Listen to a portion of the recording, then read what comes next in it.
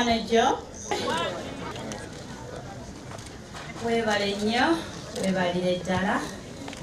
Oli mwami atasangika. Oli mwami buli mukyala ali wano yenna gwe yandyegomye okuba naye. Njeemu maama wange. Oli mwami mulangira otutye mu mbejja. Tweronda era Katonda akitegeka nti tujja kuba babiri. Kuwakalabo kano sijja gamba buli omu kyayogera mbw'ogira oli akompaka lwennajja. Sikyenja okwogera kubanga ebisinga mukwano obikoze. Nze nkimanye kubanga muwala waabwe bw'asiima nabo basiima. Siinaako kamugo mukyangambera naawe. Sirina damage yonna tujjako neeyongera kulabika bulungi. Thank you for being a very, very, very caring husband, very loving, caring.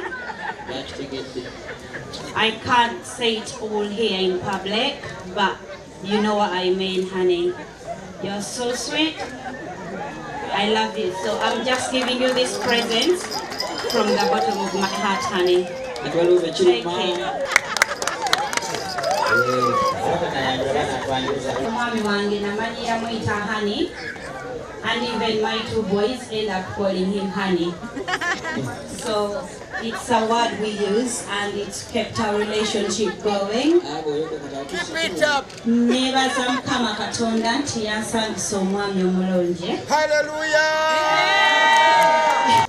Eyakukuza n'obanga oli mwana wa mpisa n'oba omusajja ow'obuvunaanyizibwa nga bwe nasoose okwogera nti buli mukyala ali wano olwaleero yegomba okuba n'omwami nga Fred.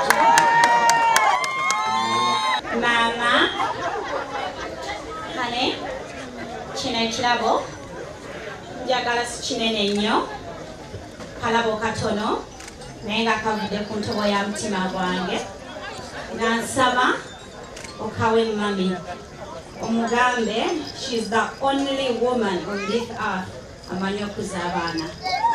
Kubanga yakukuza ng'oli mukakamu, ng'olina empisa, ng'omanyi bwe bakwata omukyala. Thank you so much. Nawe oba okamuwa nsaba ng'ofukamidde ku maviivi omugambe mami. Ate bw'otofukamire Fred ononkiramu.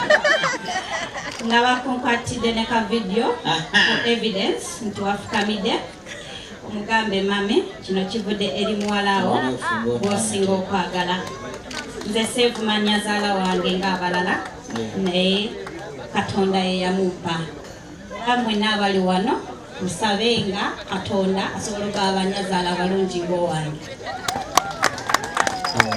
Ahani bagamba atajjukirwa awo nga mukimalayo tagaba.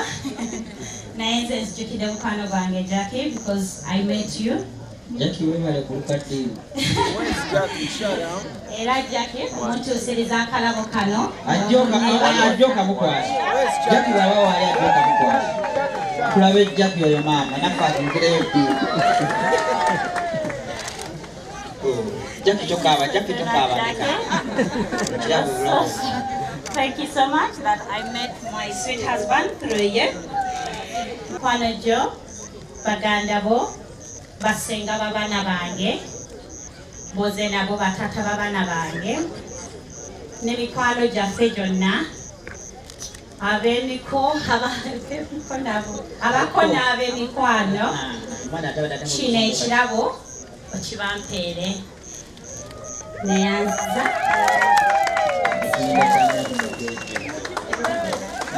Yako ngojikira lunaku lwaffe. Sina bingi bya kwogera sweet, you never run out of words, but you are a hero. Yes. Batata bange, bakojja bange, bamama bange, bajjajjange, basenga bange, mikwano gyange mwenna abambeereddewo leero, mbeebaza n'omwami wange wale tali mu kwogera but tusiimye nnyo nnyo ddala okutuorganizingira omukolo guno wadde nga tetubaddeewo naye ne gubeera nga guli colourful nnyo bwe guti. Mwebale nnyo, mwebalire ddala. Mukama abatuweere kyemusinga okwagala kuba ffe tetukimanyi. Abawe n'obulamu obuwangazi kubanga tubaagala muli balamu. Bwe tubeera gye tubadde ne tuwulira nti muli balamu ly'essanyu lyaffe. Thank you so much. Thank you, my lovely Uncle Jonah. You're my hero. All my uncles. Kwebaza okunjagala n'okubeerawo mu bulamu bwaffe bwonna bwennaddemu, era nkwebaza n'okunzalira abaana ne tuba nga tukkiriziganya buli kaseera tewali kuyomba. Nkwebaza n'okwagala mikwano gyange ne baganda bange byomu yenna ng'omwoyo kwamenga at your home.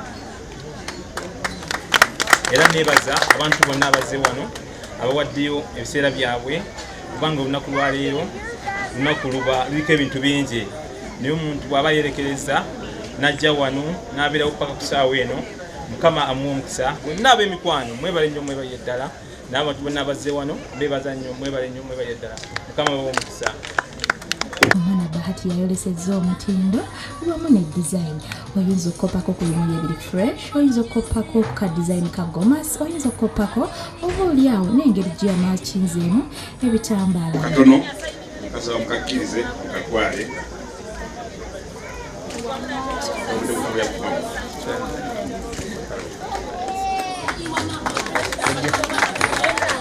Otwa design.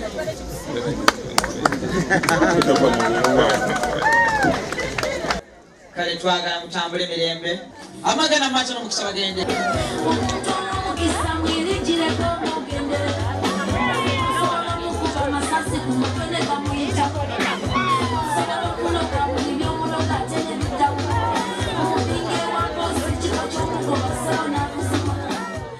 Essanyu Bahati obwedda lyalaga mu kidaala kimu bibiri ng'ayogera ku sayidi emuzaalira omwami. Ekyo nno kiraze nti enkwatagana eriwo wakati wa Bahati n'abakadde abamuzaalira omwami Fred y'amaanyi. Kiba kirungi nnyo naawe ali eyo agenda okubeera omugole naawe olwedda ali mu bufumbo. Kwatagana ne sayidi y'omwami osobola okubeera n'obufumbo obulungi, obufumbo obutaliimu ntalo bwe buwangaala. Akalowoozo k'olunaku olwaleero eri abaagalana. Kiba kirungi nnyo abafumbo ababiri ne musaagasaagamu ne muzannyazannyamu okusobola okukuuma obufumbo bwammwe nga bukyagenda mu maaso. Omanyi n'obufumbo obwo obulimu okubeera nti eva mbeera serious, oluusi mwenyiigira ne mulemerayo ate ekiyinza okuleetera obufumbo oba oliawo okusaanawo. Kiba kirungi nnyo abafumbo mwenna eyo ne mubeera nga mufuna ka time ak'okusaagamu. Bwatyo bwe tutambudde mu pulogulaamu yaffe ey'emikolo n'embaga olunaku olwaleero, era nga Bahati wamu ne Fred tubaagaliza obufumbo obulungi. Tusinkane Sunday ejja ate nga tukutuusaako omukolo omulala ogw'enjawulo. Beera bulungi, weeraba.